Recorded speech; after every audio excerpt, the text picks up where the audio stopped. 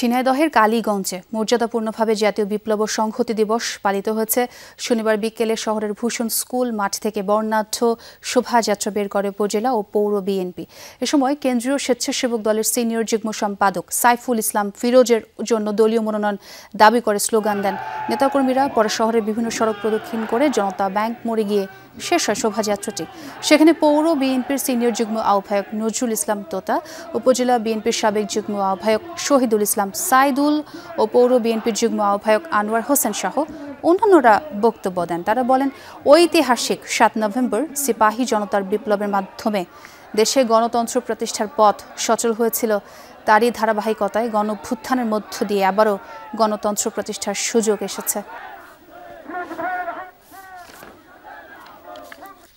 এই উচ্ছ্বাস বিএনপি নেতা কর্মীদের এই উচ্ছ্বাস আগামী দিনে দেশনেত্রী বেগম খালেদা জিয়া অগ্রাহ্য করতে পারবে না।